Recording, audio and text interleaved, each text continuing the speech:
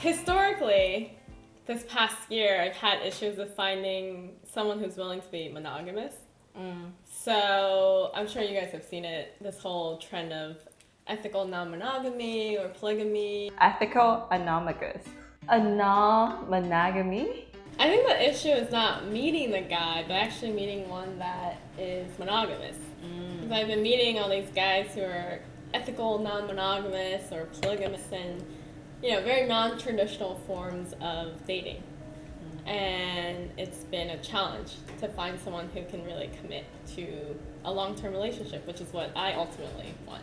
But where do you meet these guys that want like this kind of All on dating apps. dating apps? Yeah. So maybe that is the issue. Well, I haven't met someone IRL in 5 years. So I find it to be the most efficient way to meet people.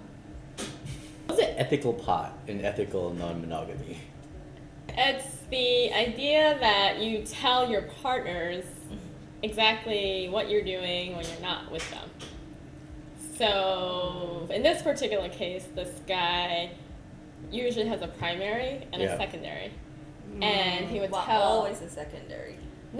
So he can have multiple secondaries, Oh. but one primary. Okay. And he communicates to each one of them, whether they're primary or secondary, or if they're spending time with this person this weekend and that person. But it's all up to you to decide if you want to hear it. Like, personally, I didn't want to know. So if I have to be secondary to anyone, that guy have to be a billionaire like Jeff Bezos. Okay. Yeah. So you choose not to hearing it. Yeah, I just didn't want Regardless of did you know whether you were primary or secondary? I also did not want to know that. So what is the point that you decided you really cannot stand it and you have to call it? So I broke it off 3 separate times. With the same person. The same person. So the first time was a week after meeting him. The second time was a month after meeting him. And then the third time was 3 months after. So meeting him. he told you on the first date he is... So it was actually, to his credit, it was on his profile. And I mislooked it. And then... You look at dating profile, right? Yeah, and then I went back and he told me, obviously, on the first date that, I'm actually ethical non-monogamous. And, I had been exposed to these thoughts before. And generally, in theory, I think it's interesting because, this whole idea of us being monogamous forever is not the end-all, be-all. But I do think that monogamy is important for having a family and having kids. Yeah, how to raise your kids. I think that's a very important part for me too. Because how do you explain to your kids there is a primary and there is a multiple secondary? I think Aunties. Yeah. I mean, those uncles, this is all your uncle and those are your aunties. Definitely not a supporter of open relationship because I think I'm Chinese, so coming from a culture that's really not approved of open relationship, and that really stays with me. And I do not really understand the concept of primary and secondary, or even multiple secondary. Because I think for myself, I'm an alpha. I need to always be the center of attention, especially with my other half. Why did you keep on pursuing it if you knew that was if you knew that was him and you knew that's not what you're into? Yeah, that's a fair question. And I think a lot of it initially was driven by, we had chemistry. Okay. Of course.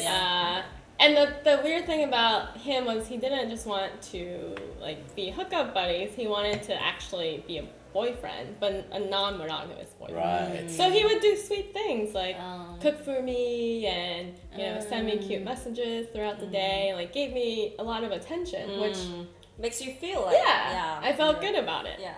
And compound that with good sex and that over the course of a few weeks you do develop feelings for someone. And when you do that, it's hard to break away from it, even if you know that ultimately it's not good for you. And that's why all of the breakups were very abrupt. It was sort of I was like, okay, I'm not talking to you. I'm gonna delete your number. I'm gonna block you on like Instagram and Facebook, and then somehow we get activated again. Right. Yeah. But did something like specific happen that you are like, no, I cannot do it? Like fight over, like you see a message from another girl? Like for this guy? Yeah, for this guy. Yeah, there was some of that. Yeah. Like every time I saw a message on his phone, the thought was always, oh, Another girl. that must be yeah. another girl. And then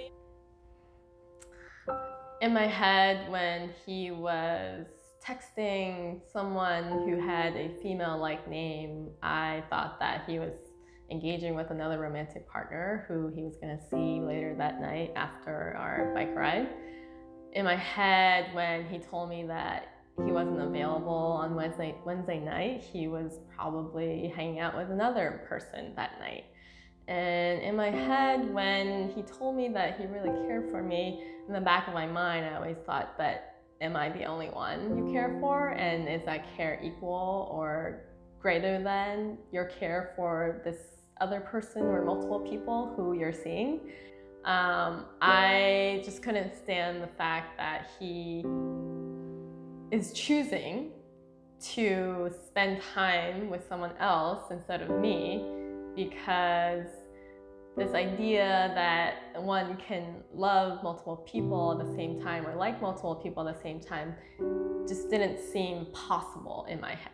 And then the other thing that was really big was my friend ran into him on an app, and she sent me a screenshot of it and was like, oh, is this the guy? And I was like, yeah. And that like really turned me up. That was like the second time I ended it. It was like, this can't happen. Every time we got back together, it was usually driven by this intense sexual chemistry and desire for each other. Somehow we always end up texting each other. And somehow that texting always led to meeting up in person. And that meeting up in person always led to what we were great at, which was great sexual chemistry. And that's always why we went back to each other. And then very quickly I realized this is not gonna work because it's never gonna work. But it wasn't the third time. Yeah, well, Yeah. the third time. It wasn't the third time. The third time was in January when I was like, I don't know, I think I lost interest eventually. And then I didn't feel like he was doing the same things that he was in the beginning to make me feel special. So no one was compelled to like reach out to each other. Yeah. So I feel like third time is the last time. The last time. Yeah, I think so. That's the goal, yeah. Yeah. Good luck on that. And it was like a drug. Every time I went back, I knew in the long run it wasn't going to work out because something will set me off and I wouldn't be able to handle it. And to save myself the heartache, which I knew was going to be worse the longer I stayed with him, I had to break it off. And it was almost always in the most dramatic way possible. It couldn't be civil. These types of relationships, at least from my experience, are very, very emotionally driven and fiery and lots of ups and downs, but ups with the downs.